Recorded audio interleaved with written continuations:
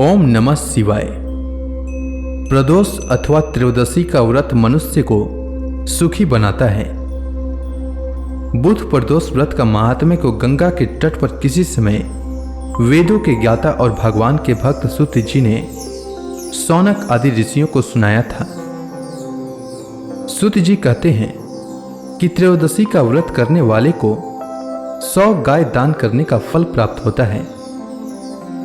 सूत जी ने कहा है कि कलयुग में जब मनुष्य धर्म के आचरण को छोड़कर अधर्म की राह पर जा रहा होगा, हर तरफ अन्याय और अनाचार का बोलबाला होगा और मानव अपने कर्तव्य से विमुख होकर नीच कर्म में संलग्न होगा, तो उस समय प्रदोष व्रत ऐसा व्रत होगा जो मानव को शिव की कृपा का पात्र बनाएगा और नीच गति से मुक्त होकर मनुष्य उत्तम लोक को प्राप्त होगा। सूत जी ने शौनक आदि ऋषियों को कहा है कि प्रदोष व्रत के पुण्य से कलयुग में मनुष्य के सभी प्रकार के कष्ट और पाप नष्ट हो जाएंगे। यह व्रत अति कल्याणकारी है और इस व्रत के प्रभाव से मनुष्य को अभीष्ट की प्राप्ति होगी। सूत जी ने शौनक आदि ऋषियों को बताया है कि इस व्रत के महात्म्य को सर्वप्रथम भगवान शंकर ने माता सती को सुनाया था। मुझे यही कथा महर्षि वेद व्यास जी ने सुनाया और यह उत्तम व्रत महात्म्य मैंने आपको सुनाया है। प्रदोष व्रत विधान सूत जी ने कहा है कि प्रत्येक पक्ष की त्रयोदशी के व्रत को प्रदोष व्रत कहते हैं और सूर्यास्त के पश्चात रात्रि के आने से पूर्व का समय प्रदोष काल कहलाता है। इस व्रत में महादेव भोले शंकर की पूजा की जाती है। इस व्रत में व्रती को निर्जल रहकर व्रत रखना होता है और प्रातःकाल स्नान करके भगवान शिव की बेलपत्र, गंगा जल, अक्षत और धूप दीप सहित पूजा करना चाहिए। संध्या काल में पुनः स्नान करके इसी प्रकार से शिव जी की पूजा करना चाहिए। इस प्रकार प्रदोष व्रत करने से व्रती को पुण्य की प्राप्ति होती है।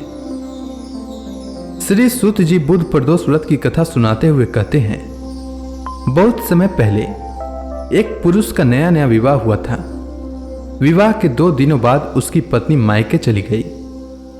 कुछ दिनों बाद पुरुष अपने पत्नी को लेने उसके यहां गया।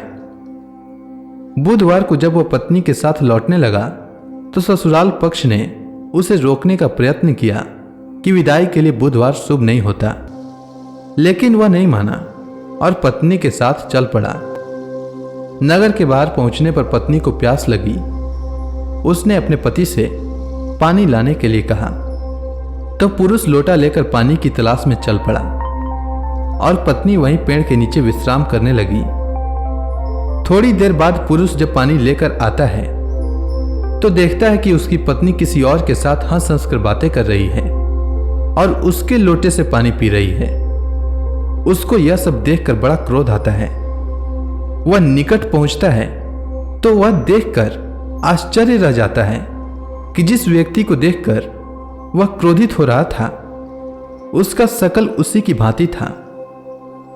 पत्नी भी यह सब देखकर सोच में पड़ गई। दोनों पुरुष आपस में झगड़ने लगे। भीड़ इकट्ठी हो गई।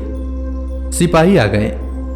हम सकल आदमियों को देखकर वे सभी आश्चर्य में पड़ गए।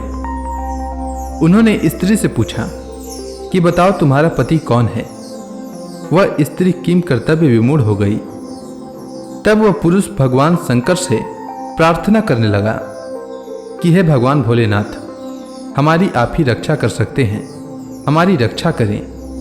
मुझसे बहुत बड़ी भूल हो गई कि मैंने सास ससुर की बातें नहीं मानी और बुधवार को पत्नी को विदा करा लिया।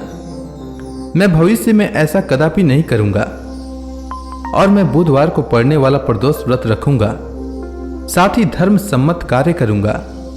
हे भगवान, हमारी रक्षा करें।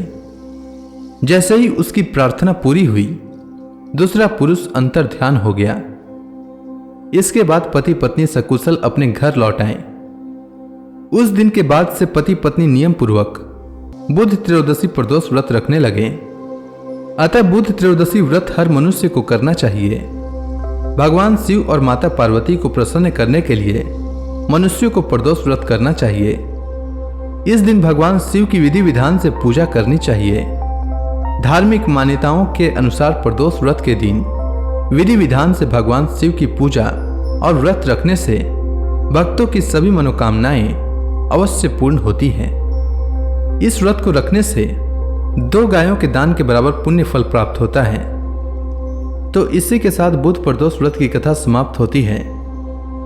उम्मीद है आपको बुध प्रदोष व्रत की कथा अच्छी लगी होगी। धन्यवाद।